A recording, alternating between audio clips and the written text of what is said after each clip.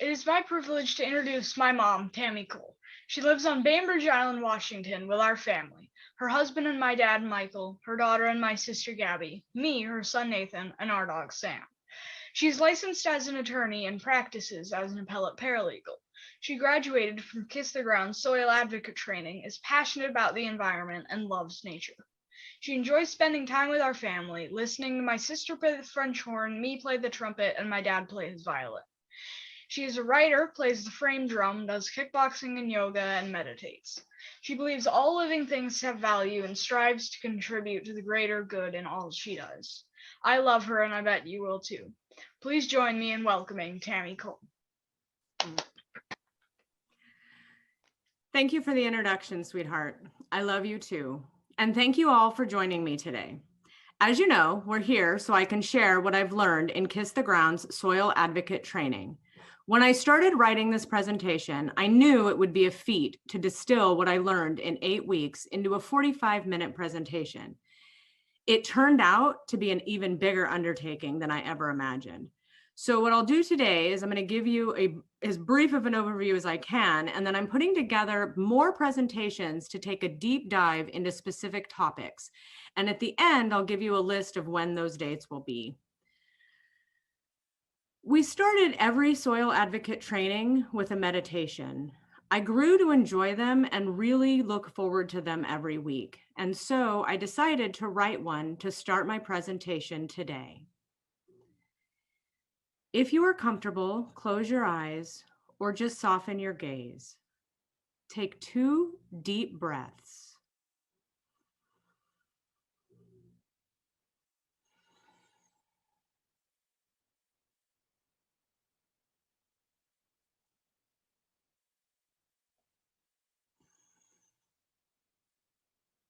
Relax and settle in. Think about a time in your life that you were surrounded by the lush green and vibrant colors of nature. It could be a grassy clearing, or maybe a field of wildflowers, or possibly an expansive forest of trees. There may be a waterfall, a stream, or a river flowing nearby.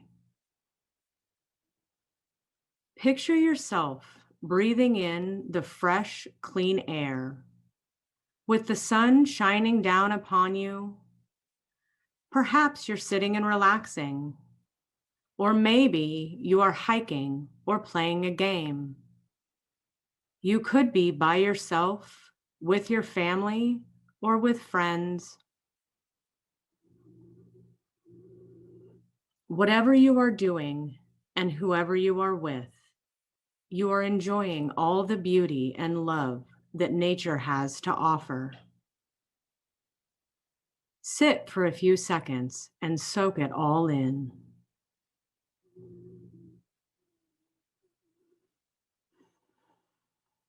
Think about how this makes you feel. Peaceful, calm, healthy, regenerated.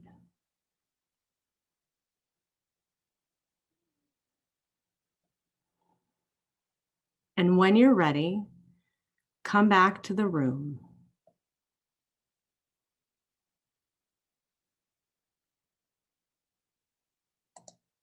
And I'm going to go ahead and share my screen. Just one, give me 1 second.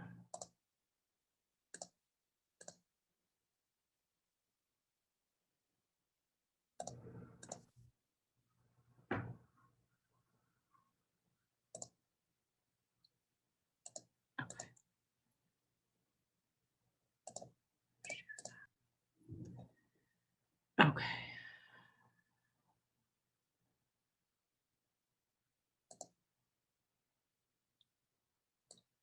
Let me get you all on the right screen. Okay. So you may be wondering why a person with zero background in agriculture cares so much about the regenerative movement. Well, 14 years ago, when Gabby was 6 months old, Michael did a school project measuring the trash in our house. My parents might remember this. We were stunned and ashamed by how much we consumed and wasted. We decided something needed to shift for us and, more importantly, for our daughter. And shift we did. Our lives focused on sustainability. We talked to anyone who would listen, and many who wouldn't, about the need to reduce, reuse, and recycle. We composted, we raised our kids on organic food, we used cloth diapers, we voted in the polls, we voted with our dollars, we bought reusable grocery bags, we bought reusable water bottles, we took recycling and food scraps home instead of putting them in the trash. We supported small business, we reduced our consumption, we bought an electric car. We wore the badge proudly when family and friends called us tree-hugging hippies. But it never felt like enough. Then, about 6 months ago, we watched the movie Kiss the Ground, and our world shifted again. This time, after years of chasing an unreachable goal that kept getting further and further away, we found the solution: soil. It reduces natural disasters, it revives farmer prosperity and security, it replenishes water sources and water cycles, it recovers biodiversity and ecosystem health, it restores fertility and human health, it reconnects humanity, and it reverses global warming. It sounds miraculous, but it's true. Healthy soil reduces flooding, drought, and fire. When hit by wind, soil easily erodes. When hit by rain, it gets even more compacted and creates more erosion, leading to an increased runoff in flooding. Degraded soil means less water is absorbed, which leads to dried out landscapes that are more vulnerable to fire. We are losing an average of 4 tons of topsoil per acre per year to water and wind erosion. That's 4 regular-sized pickup trucks full of soil per acre per year. But regenerative agriculture stops soil loss and it builds back soil. Healthy soil revives farmer prosperity and security. On average, US farmers and ranchers accumulate 4% more debt every year.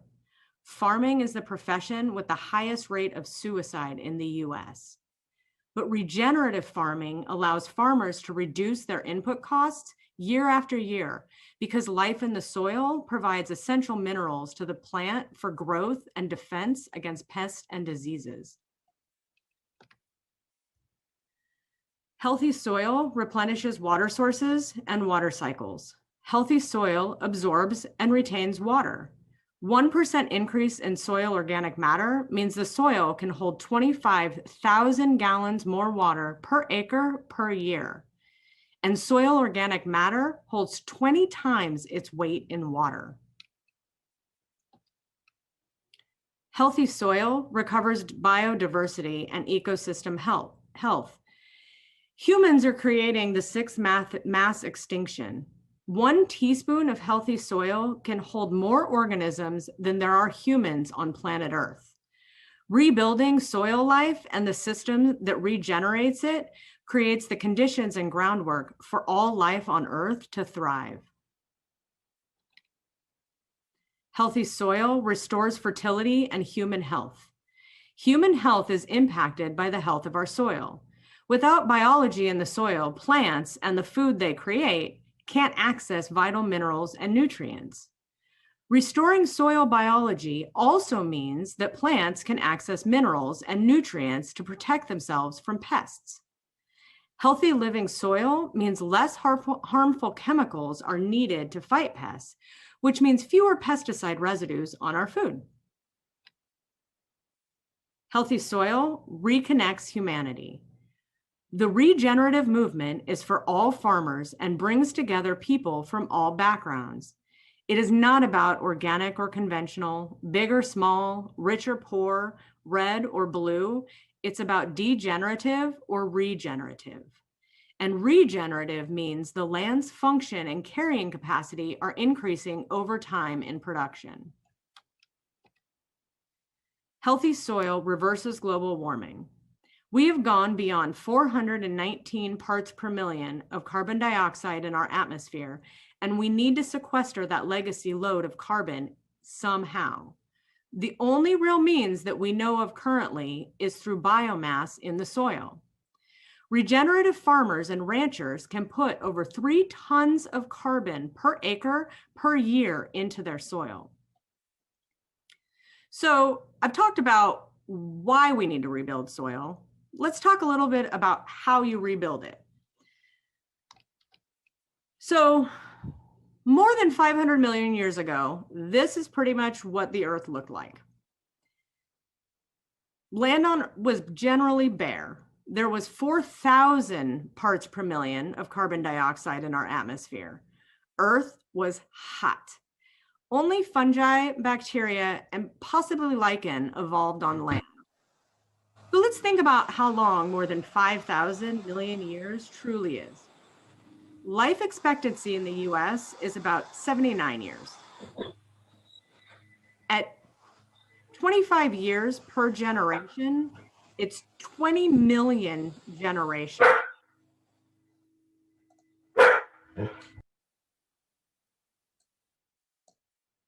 The US turns 245 this year. So 500 million years is more than 2 million times as long as the US has even been a country. In that 500 million years, lichen evolved into algae and fungi, and then plants, including trees, came out of the oceans and onto land. But where does a tree come from? People often think trees come from the ground because of the roots. But where does the substance of the tree come from? Plants and trees are essentially built from thin air. Most of us know that photosynthesis has something to do with how the sun helps plants grow, but not many of us know it's an essential part of building the soil.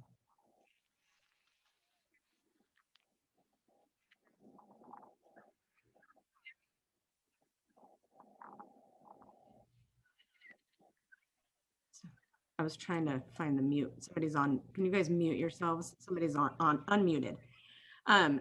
So the sun energy combines carbon from CO2 with hydrogen and oxygen from H2O and makes sugar and oxygen and water.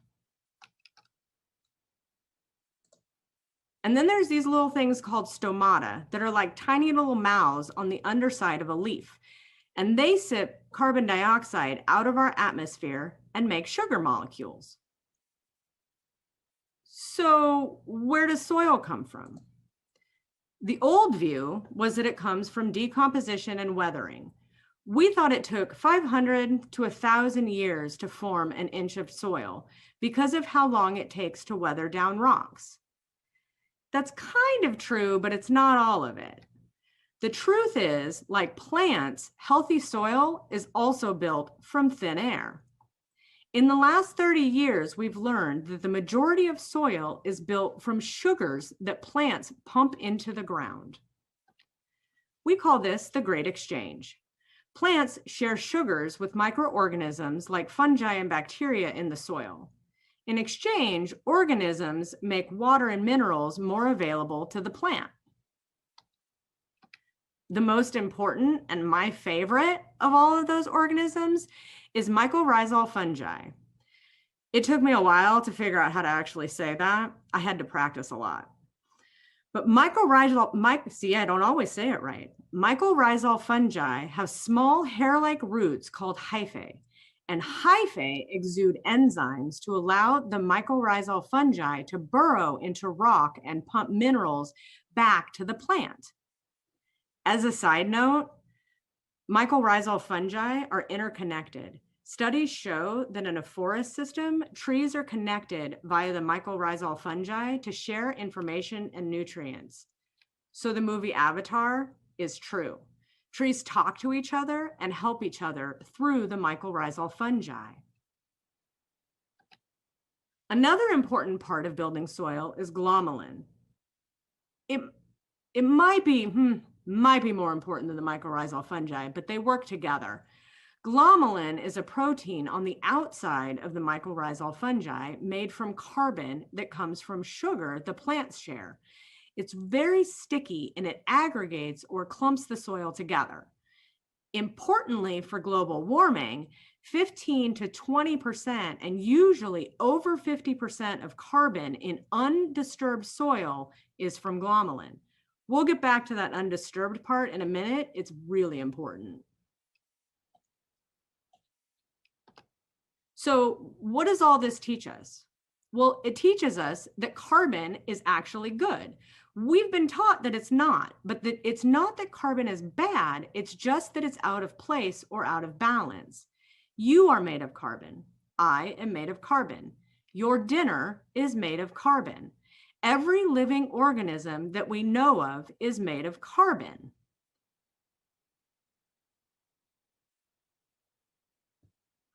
I am going to, if I did this right, play a NASA video called A Year in the Life of Earth. And when I saw this video in the movie, it blew my mind. And this was the moment I looked at Michael and I went, that's it.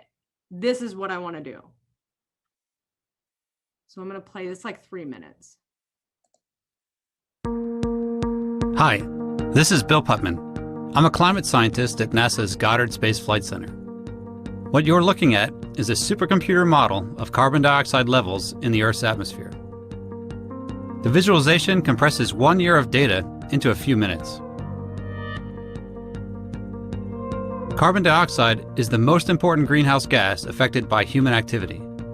About half of the carbon dioxide emitted from fossil fuel combustion remains in the atmosphere, while the other half is absorbed by natural land and ocean reservoirs. In the Northern Hemisphere, we see the highest concentrations are focused around major emission sources over North America, Europe, and Asia. Notice how the gas doesn't stay in one place. The dispersion of carbon dioxide is controlled by the large-scale weather patterns within the global circulation.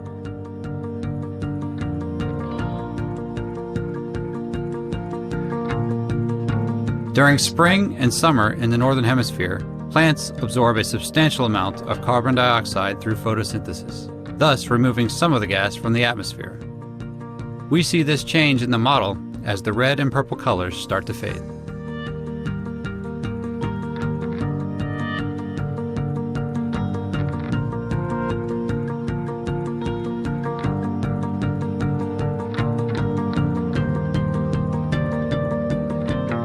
Meanwhile, in the Southern Hemisphere, we see the release of another pollutant, carbon monoxide. This is a gas that's both harmful to the environment and to humans. During the summer months, plumes of carbon monoxide stream from fires in Africa, South America, and Australia, contributing to high concentrations in the atmosphere. Notice how these emissions are also transported by winds to other parts of the world.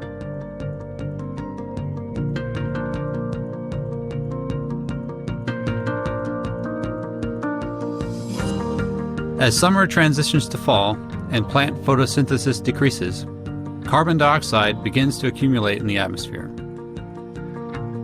Although this change is expected, we're seeing higher concentrations of carbon dioxide accumulate in the atmosphere each year.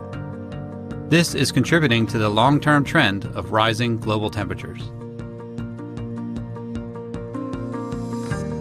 The Orbiting Carbon Observatory 2, or OCO2, will be the first NASA satellite mission to provide a global view of carbon dioxide. OCO2 observations and atmospheric models like GEOS 5 will work closely together to better understand both human emissions and natural fluxes of carbon dioxide. This will help guide climate models toward more reliable predictions of future conditions across the globe.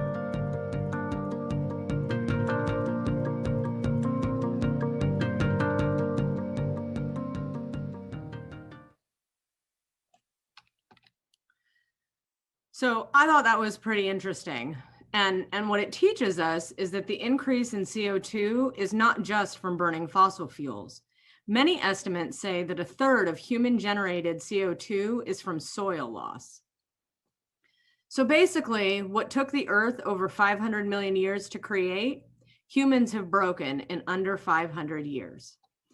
And now, as I see it, we have three choices. We can continue on the degenerative path, meaning progressive lowering of power, vitality, or essential quality of cells, organisms, and ecosystems. We can strive for a sustainable path, meaning able to be used without being completely used up or destroyed, maintain, and survive, which is what we've been working on in the environmental movement for the past couple of decades. Or we can shift to regenerative, meaning restoration of a body, bodily part, or biological system after injury to thrive, renew, and recreate. And the 6 principles of regenerative agriculture are least disturbance, living root, soil armor, animal integration, increased biodiversity, and the context. Least disturbance keeps soil structure intact and biology thriving. This is the no or low till, the least disturbance that I mentioned earlier, and no or reduced chemicals. Living root maximizes photosynthesis. So in the Great Exchange, I talked about how important it is that the carbon be drawn down into the soil and exchanged with the microorganisms. So continuing to feed the microbes and build the soil reduces erosion by holding soil together. Soil armor keeps soil covered with living plants, plant residue, wood chips, or mulch, because bare soil gets much hotter and is more vulnerable to erosion. I'll talk about how much hotter it is in just a second. Animal integration. Up till now, most agriculture separates farming and ranching. And one of the key components to regenerative agriculture is integration of the animals, because animals, big and small, play a pivotal role in nutrient cycling and regenerating landscapes. Increased biodiversity, both below ground and above ground, increases the functionality and the resilience of the ecosystem. And the context, as in life, is probably the most important one in regenerative agriculture because no two farms are alike. Location, climate, vegetation, animals, finances, lifestyle, they all matter. So regenerative farming uses a holistic framework. So it's not just about the soil though. I mean, I do love soil and soil is really cool, but it's also about water. Dry, bare soil is exothermic, which means releasing heat. And covered soil is endothermic, which means absorbing heat. When soil is 70 degrees, all moisture is used for plant growth. At 100 degrees, only 15% of the moisture is used for plant growth. At 130 degrees, all moisture is lost. At 140 degrees, all microorganisms die. And that's the temperature of the soil, not the temperature of the air outside. These next 3 slides were taken in succession on the same day on farms across the street from each other. So they took this, they've got a heat gun, and they took the temperature of the leaf at 59.7 degrees. Same farm, same location. The paper temperature is 89.6 degrees. And then you go across the street to a non-regenerative farm that has a lot of bare soil, and it's 138.2 degrees. Now remember that 130 degrees, all moisture is lost. So there's no moisture left in this ground, which means the microorganisms are going to start to die, which means that the soil is going to start to break apart. So we all know what happens when soil breaks apart is that it runs off. Now, the small water cycle is extremely important in this whole process. We all know about the large water cycle. Water evaporates, condenses into clouds, comes down as precipitation, and either falls into bodies of water or maybe gets absorbed into the ground. What we're learning is that 40% of rain should derive from regional evaporation, condensation, and rain, rather than going across different areas in different locations. So it's not the drought that causes bare ground, it's actually bare ground that causes droughts. And these two pictures show the difference between a degenerative and a regenerative water cycle. These pictures were taken on the same day on farms across the street from each other. The one on the, well, it's my left. I don't know how it shows on your screen.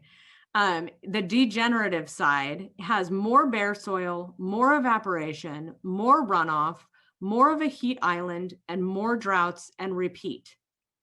On the right, we have regenerative, more covered soil, more infiltration, more cooling, more cloud formation, more consistent rain, repeat. And this one shows an example of the heat island where the bare soil is reflecting the heat off into the atmosphere, whereas in the covered soil is sending cooling from the plants off into the atmosphere. So soil is really cool. It also helps with water. But my favorite, the thing that we got to in class and I went, oh, that's my jam, is that it also impacts human health. Healthy soil equals healthy plants and animals equals healthy humans. Now, what impacts healthy soil that then goes down the line? Well, one of the biggest is industrial agriculture is negatively impacting human health. Over 3 pounds of insecticides, herbicides, and fungicides are sprayed on our food per person every year in the US. So toxic exposure from pesticides is impacting our health. Another impact is air pollution. The San Joaquin Valley is one of the most agriculture-centered areas of California. It also happens to have the worst air quality in the United States, more so than cities, which really surprised me. It also impacts water pollution. So if you could see my mouse, this kind of green teal area up here the picture is a picture of the Gulf of Mexico, where the Mississippi River drains into the Gulf of Mexico. And the teal area is a dead zone of oxygen depleted water that resulted from nitrogen and phosphorus pollution that's brought down by the Mississippi River. So all of the pesticides that are used upriver come down and they end up with this. And so there's no oxygen in that water. Another thing is that all of these pesticides are causing antibiotic resistance. Pesticides kill microbes in the soil and in our bodies, whereas healthy soil builds them back up. So all complex organisms are dependent on their gut microbiome to keep them alive, and everything alive will ultimately be digested by microbes. So we've all heard that humans are at the top of the food chain and how that works and down from there. But rather than thinking of humans as the top of the food chain, it's better to think of us as part of a regenerative food spiral. If we view the food chain as an ever-evolving interconnected web that gets stronger by having greater biodiversity, it regenerates to optimal carrying capacity. So I said when I started, healthy soil is the solution. Healthy soil ensures true farmer prosperity, higher yields, less inputs, and stacked enterprises, also known as multiple revenue streams. Healthy soil increases biodiversity, reduces extinction, and increases ecosystem function. Healthy soil means less CO2 and more carbon sequestration. Healthy soil replenishes water cycles, recharges groundwater, ensures clean water, and is drought resistant. Healthy soil provides chemical-free, abundant food, nutrient-dense food, and pest and disease-resistant agriculture. And that's the miracle of soil. So now you can call us tree-hugging, soil-loving hippies, and we will bear that badge proudly. These are the dates I said earlier I would tell you. Here they are. I'm trying to mix up some of the days, some weekdays, some weekends. They're going to be different topics. My email is at the bottom, optimisticorchard@gmail.com. If you want to get on our email list, I will send these out. I also will put them up on Facebook. And most of you have individual contact or a way to get a hold of me or a hold of Michael, and we can get the information for you. And these are the topics. I'm going to talk about how and why to rebuild soil a little bit. So basically, when I did this, it was such a huge 50,000 foot view that there is a lot more information I can share. So I thought I would go in and do a little bit more in depth of a deep dive in the different topics. So how and why to rebuild soil. On that one, I have a really cool demonstration that I do with flour and bread. It's lots of fun. I did it for the Boy Scouts and they loved it. And then I'm going to do talking about regenerative agriculture. That'll talk a lot more about the farming and ranching and why the animals are important and why the intermixing of animals and farming together, why those are important. And then healthy soil, healthy plants and animals, healthy humans. I could probably do 10 of those talks and never get tired of talking about it. There is so much. Those who know me know that we have like shouted the organic food from the mountaintops for years and years. And now, and I didn't really know why, I just knew that it made me feel better when I ate it. And now I know science and now I know why it happens. So that was really exciting for me. And then the fourth one will be on replenishing fresh water sources and small water cycles. There's a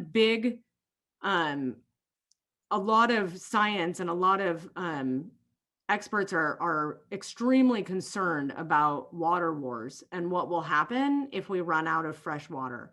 And if we continue with degenerative farming practices, we will. One of the things I didn't put in the presentation that is like just blew my mind is that the UN is estimating that we have 20 harvests left.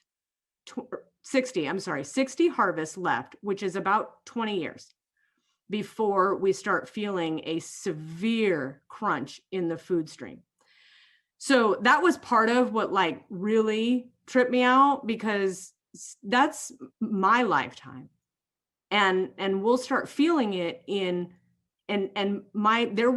they estimate probably about 30 years before it's so strong that people will be without food that they currently love. And that's my children's lifetime. And so even if it doesn't impact me, it's going to impact them. And there's no doubt that if we keep going the way we're going, it's going to impact my grandkids. And I want grandkids someday, and I want them to be able to live a super happy life. So that is part of why I got so jazzed about this. So I am going to stop sharing my screen, and then I can see all your lovely faces. And if you guys have any questions, we have probably about 15, 20 minutes.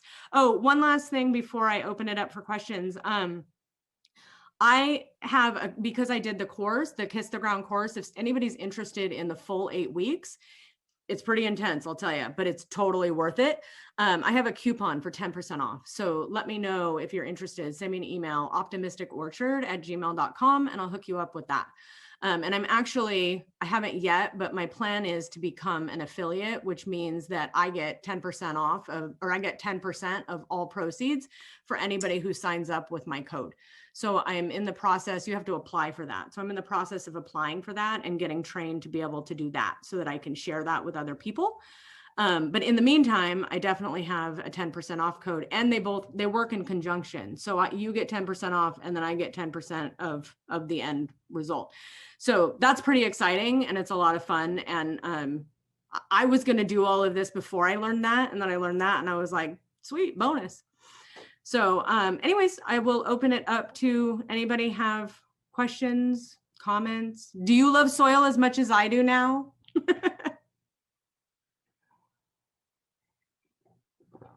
You can just unmute, raise your hand. While everybody's trying to get unmuted, I'm not scared to talk. Tammy, fantastic job. I absolutely appreciate all the work that you did and your family as well. You gave me a ton of ideas and different things. I have like pages of notes right here in front of me on my desk that I can't wait to talk to you about. I'm so jazzed up about it. And that's it. Good job. You and I are going to talk offline. It's going to be just awesome. Just awesome. Thanks. Before we keep going, actually, now that he unmuted himself, I'm going to give a shout out to Kevin. Michael and I have been working with Kevin for, I don't know, 4, 5, 6 months now. He does personal and business coaching, and he has been absolutely amazing in helping us bring our life to the next level. So if you want information about him, I could rave on about him all day long. I'd be happy to share that. And I just saw in the chat, Sean pointed out that companies are already stealing water and selling it and often putting it into bottled water. That is absolutely true. Absolutely true. Water wars are already happening. Yeah, absolutely. No doubt. I'm just scrolling back through the comments. Yeah, you're right, Wendy. Fertilizers are a huge problem.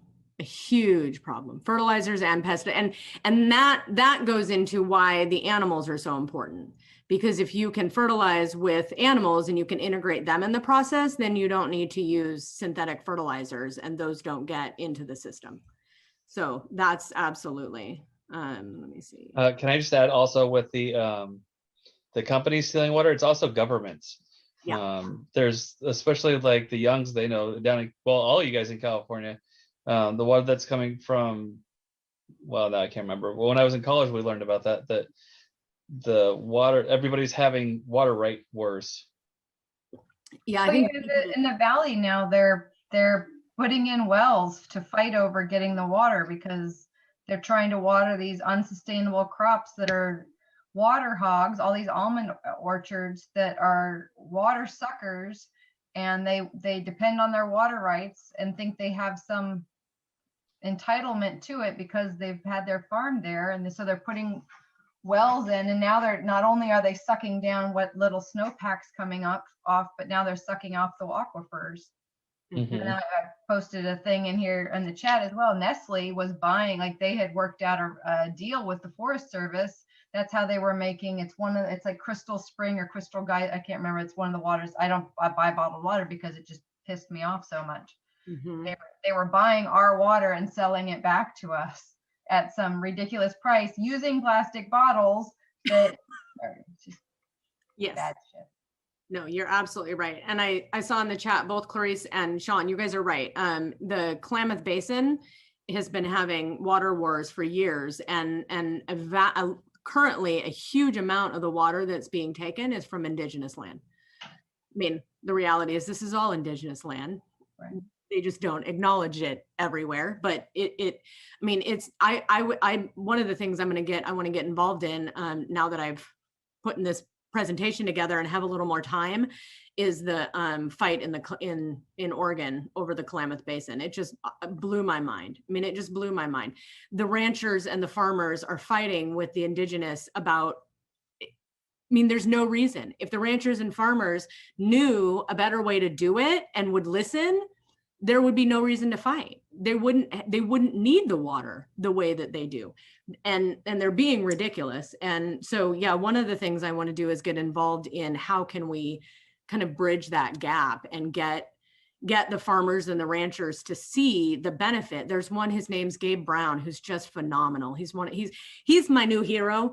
He's got, I don't even know, thousands and thousands of acres that he ranches, and it's all regenerative. And he works really hard to be able to share the information, and he'll give it, he consults and he gives his services away, and he helps the indigenous people, indigenous communities, a lot of his services for free, so that they can get access to this information and get access to the practices. So there are definitely, Alan Savory was one of the guys that I quoted, that it's not bare ground or it's not droughts that are causing bare ground, it's bare grounds that are causing droughts. He's doing great work over in Africa. He's been working on regenerating the deserts over in Africa and had huge success using the native, using elephants and other native animals instead to do some of the planned grazing, and has had huge success over in the deserts in Africa. It's amazing.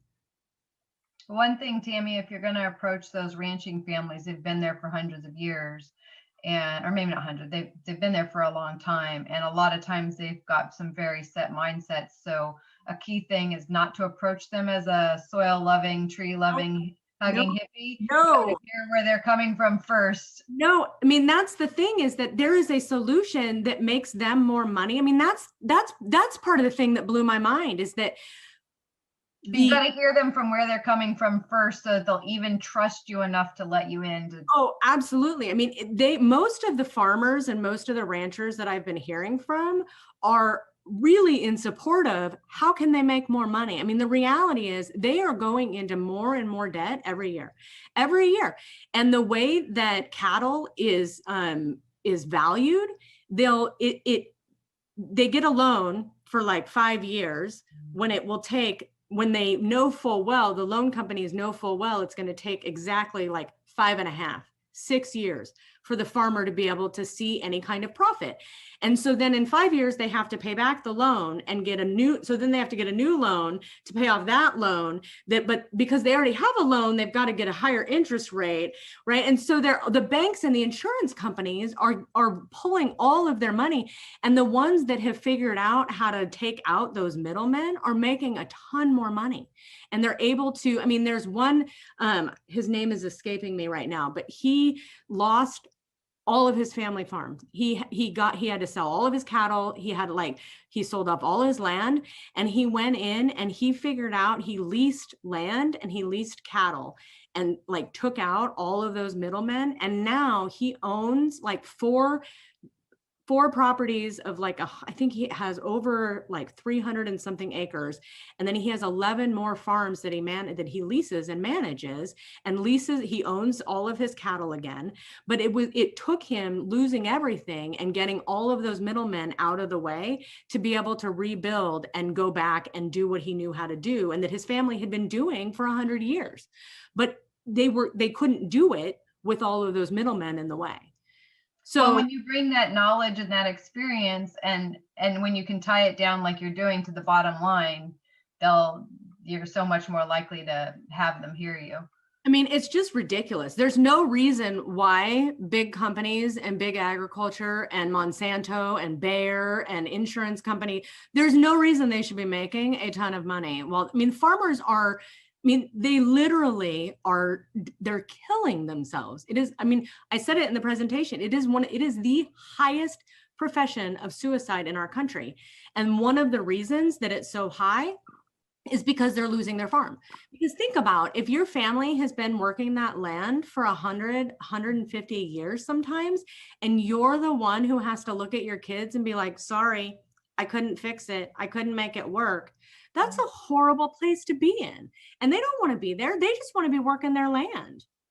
Well, in all these years, they've just been doing what people were telling them, and how to, Monsanto and all these companies have been saying, oh, well, this is what you need, and this is what you need, and here's how you're profitable. And they've just been sold a bag of goods.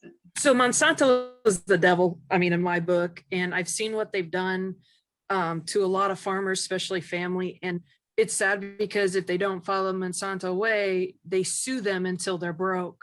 And they have to, because of the whole, they say it's proprietary information. If the wind brings one seed over, my uncle made a living doing seed cleaning and trying to keep things healthy. And what they've done to the seed cleaners is absolutely disgusting. And it's so frustrating. And I have ranchers in the family. I have farmers in the family. I have the younger generations or more along the thinking of, okay, how can we do this to be sustainable for the long term? I sat at the table with my cousin's girlfriend who runs a company called The Progressive Rancher, who has told me how fracking is the most amazing thing in the world. and it's not poisoning the cattle, but she can't figure out why all of her ranchers' cattle are dying. And the arguments we have gotten into the point where my cousin walks out the door with my kids because he doesn't want to be a part of it. There's so much misinformation in there, and it's so much, it's like Monsanto and those companies have written this Bible to convince these people of, and sorry, Kevin, I'm not knocking the Bible, but I mean, it's just this way of convincing people that this is the way that things are going to be, and it's going to be amazing. And the one thing I've seen though, out of saving grace is, I mean, when my uncle owned the John Deere shop, so everyone would bring their equipment in, and here comes in $5 million worth of equipment these farmers need to make a season. And then you have 7 years worth of drought and they lose everything. And you hear the stories of what they've had to do or how they're forced to do things different ways in order to survive. But now I'm seeing their kids are starting to change their thinking about doing things because they're seeing how broke they are, and they don't want to be broke. They don't want to lose the family farm. They don't, but they're up against such massive corporations. You know, it's really is a battle, even for the hardcore ranchers. Some of those guys are off the hook, but it's just absolutely crazy. And there's got to be some middle ground, and it's very hard with the misinformation that's out there to do that. And I mean, I'm very passionate, and I love looking at my cousin's girlfriend going, "You're insane." But you know, she has this rhetoric, and she goes out to all the ranchers every month. I've read the magazines that she produces, and it just blows me away, the misinformation that's out there. Yeah, so that actually brings me to my other passion, which is policy and advocacy. And I mentioned Gabe Brown earlier. He testified before the House Agriculture Committee. It was the first time that regenerative agriculture had been addressed at the national level, and they actually played the trailer from Kiss the Ground at the meeting. You can find it online, or you can email me and I'll get you a copy. It was spectacular. The new, and I don't know why his name has just escaped me, but the head of the House Agriculture Committee is a huge proponent of regenerative agriculture. And so that's a really, really good, so vote. I mean, I said earlier, we vote in the polls, we vote with our dollars. Absolutely vote in the polls, vote with your dollars. What you buy matters. Go to local farmers markets, talk to your farmer, ask them what their practices are. A lot of farmers can't afford the organic certification because it costs a lot of money and they have to jump through a lot of hoops, but they're still willing and able to do the organic practices. Mm-hmm. And so if you talk to them and you get more information about who they are and what they do, and get, you know, rather than just picking something off the shelf, get down and personal with your food, it makes a big difference. And then Kiss the Ground is starting a huge push next month for they're going to start a campaign called Regenerate America. The Farm Bill comes out every 5 years, and I think it's 2023 is the next Farm Bill. And the way the Farm Bill works is that's what determines what our government uses to subsidize monoculture soy and corn, and giving tax breaks and money to Monsanto, and allowing these companies to go in and talk to farmers and to tell them the lies that they're telling them. And so their goal with Regenerate America is to every farm bill has a theme. And so their goal is to make the theme of this farm bill regeneration, so that we can get all of the farmers off of the monoculture, and we can start incentivizing farmers to grow in a regenerative fashion. And we can start separating out the insurance companies, and we can start separating out some of the middlemen. And if we can make change at that level, that'll make a huge difference, because part of the problem is that they get paid for having a monocrop. if you're going to get paid to grow corn, you're going to grow corn. But if the government would pay them to grow regeneratively instead, it's a huge incentive. They just want to grow. They just want to be able to work their farm. They just want to be farmers. And if we can find ways for the government to support them in doing that instead of destroying the soil, that would make a huge difference in the future. So that's another way. And actually, I just started working with somebody else from the Kiss the Ground class that we have started a Regenerate Washington, and we're looking at, in Washington state, there was a bill that passed. There was one that passed the House and one that passed the Senate in the 1920 cycle, but it didn't get funding because all of the funding went to COVID relief. And so one of the things we're working on is looking at how we can get some private funding. One of them is a grant program for farmers, specifically in a lot focused in Eastern Washington, obviously, because that's where a lot of the farmers are up here. And focused on getting them some of the tools and things that they need to be able to work regeneratively. One of the things with ranching is that they need a lot of fencing, because to do planned grazing, you have to have them in kind of a small paddock and move them around in a herd. That's how, if you think about how did bison move, how did animals move in the wild? They moved in small packs and small herds. And so they, and I'll talk more about that on that presentation, but that's one of the things that program would do, is give some funding to farmers to be able to set that up. And then the other one is for research. That's the Senate bill. And then the House bill is for research and education. So that would go, they want to work with Washington State University and with University of Washington. Both have programs in regenerative farming. And so a lot of it would go to that and to other nonprofits that would work on research. Kevin, you have your hand up. Yeah, so just to reference back the idea or the thought of it costing a lot of dollars to actually be organic and to kind of grow organic, more specifically, I think in California, but I'm sure it reaches other states. I experienced the same thing years ago when the LEED certification came out in the building and construction. I got pretty deep in the process of really, it was one of the largest lumber yards in the country, if not the continent, that I had met with the owners of that particular business, and they had said, "Hey, Kevin, this is the LEED program. This is what we're doing. We recognize that you're one of the companies that are leading the charge in energy building and whatnot. However, it costs more money and it is more expensive for us to actually go through the certification, and actually, and it's actually more wasteful to cut good energy use material."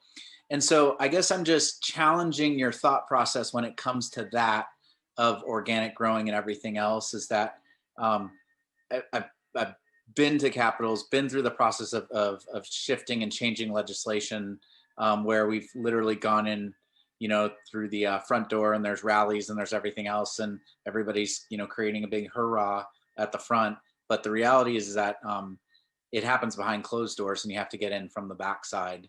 And really, it's conversations that are going in that route. So I just challenge you moving forward that you're paying attention to that and being well aware of that. Even though you're, walking right through the front door, just be well aware that you've got to continue to get the connections on the backside, because that's really where it's happening. And it happens way before, the votes that we're doing, it's already planted out in that realm. So just a thought, if that made any sense at all.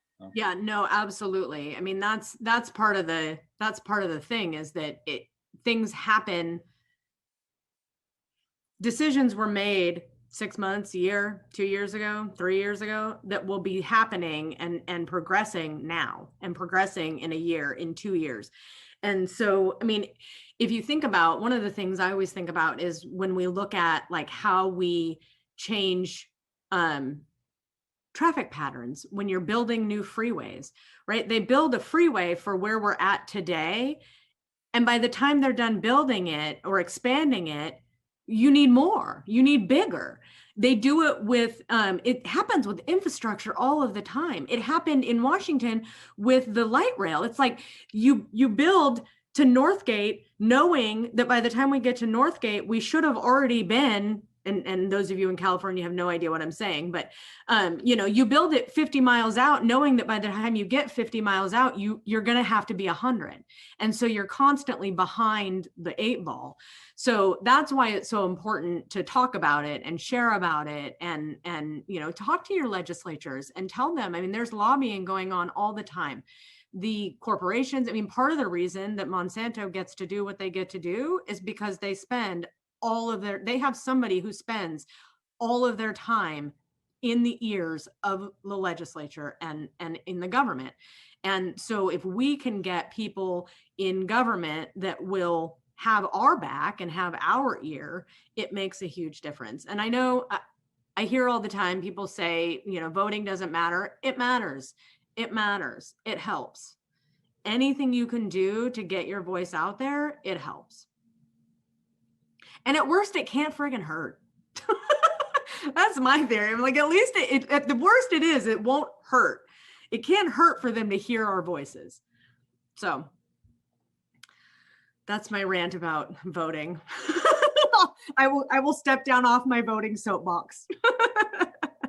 Well, I liked what you said, Tammy, also about voting with our dollars. Absolutely.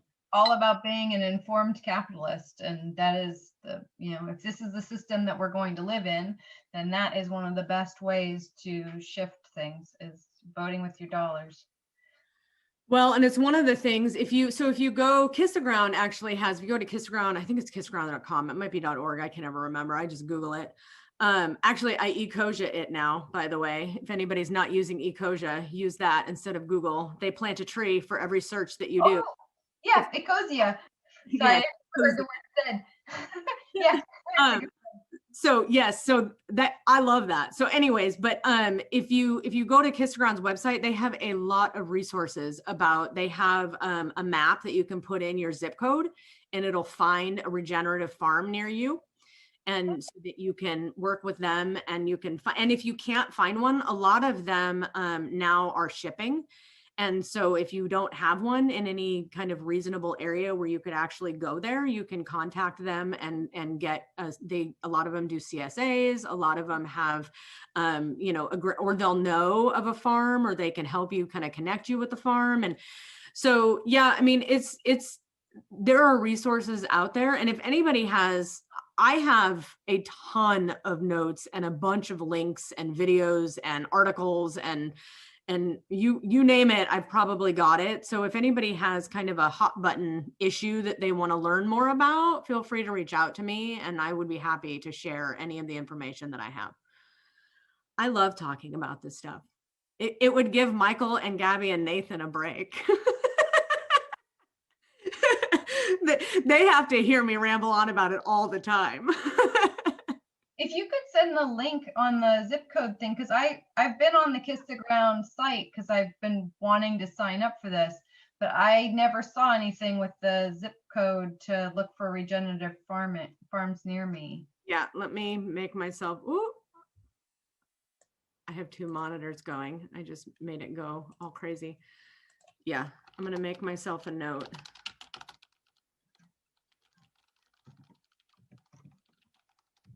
I have a note. I will send that to you. Thank you. Yeah.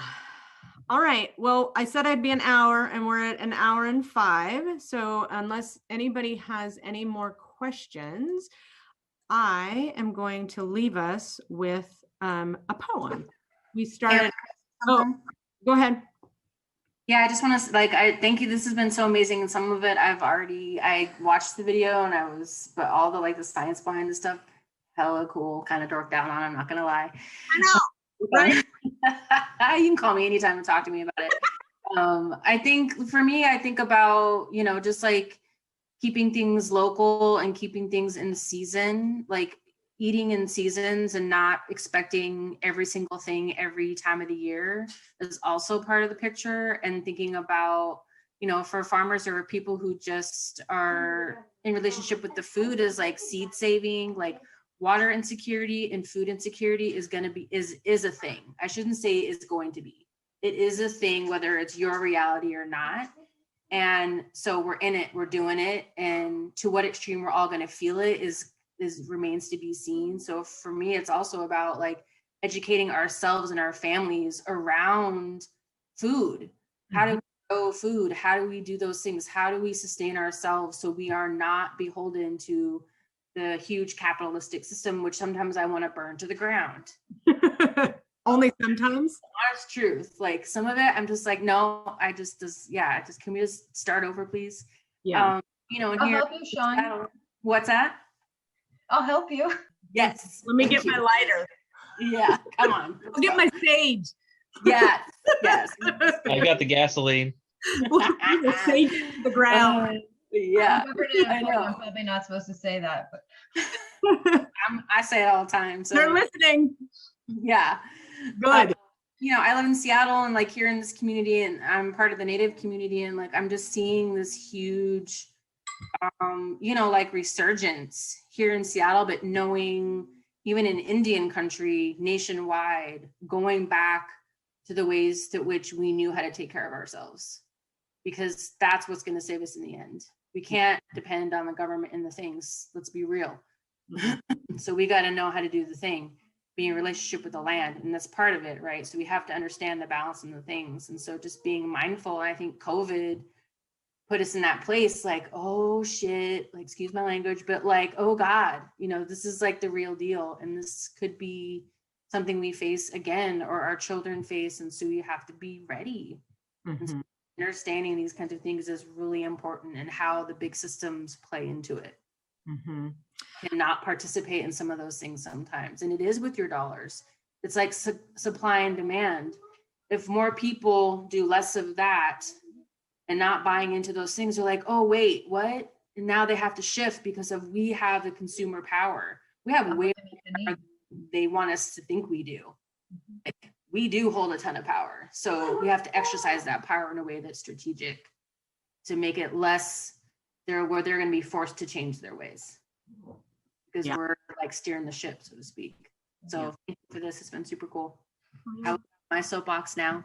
Thank you. Thanks for that. Another resource that I'm working with is the Million Gardens movement, and their whole goal is just to get 1 million backyard gardens. And so their website they have a lot of information on how to grow a garden and what to do.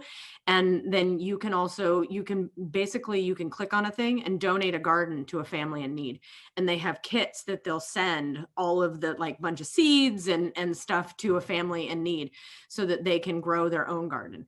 So that's a really cool, and I'm going to be working with, they have their website is, has some regenerative stuff, but one of the other people in my class and I are going to be working with them to get some more. We're putting together a proposal to do some work with them to get some more information on regenerative farming on their website and how to integrate. Because that's one of the things that I thought when I took the class was that one of my, I guess, kind of critiques was that there is a lot of information and a lot of movement in big scale agriculture, which is great. I mean, don't get me wrong, that's absolutely needs to happen. And it starts with us. And so if people realize that there is a way for them to make a difference and how they grow their own garden in their own backyard matters, and that they can rebuild soil in their own lives, in their own backyard, you can actually work on it. So that's important. Another thing at some point that we have coming up is that we're working on composting stuff. Gabby is actually like miles deep into compost. She's working on worm composting, and we're looking at how we can expand composting and do more. And I mean, I could just go on and on. The non-toxic neighborhoods, there's all kinds of different things and resources and ways to get involved. And so if you have anything that interests you, or you want to, you have some way you want to help out, feel free to reach out to me and I can point you in the direction of some resources.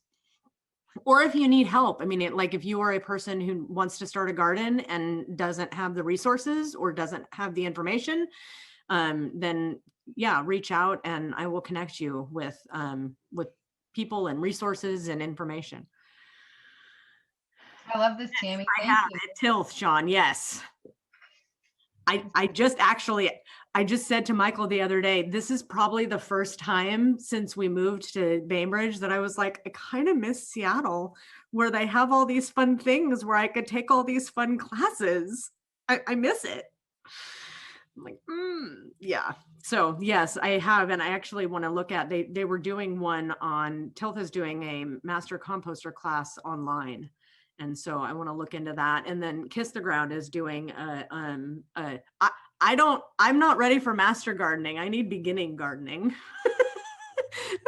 So they're doing a beginning gardening class. So that's the next class. They're supposed to be starting in June. So that's going to be the next class I take. I'm super excited. Natasha, you have your hand up. Hi guys. I just want to say thank you so much, Tammy, for doing this. I've learned so much. And thank you for looking into the Klamath County Basin. That's where me and Clarice grew up. She is a Indigenous woman. I grew up there as a young kid, and it's always been a real issue and a fight. And like you said, it doesn't have to be. If everybody can get on the same page and work together to better the land and everybody can win, it could be a really beautiful thing. And I'm just so excited to hear more of what you have, what we can do, how we can help others, how we can help ourselves. It's just so powerful. And thank you for the work you and your family do and that you're sharing it.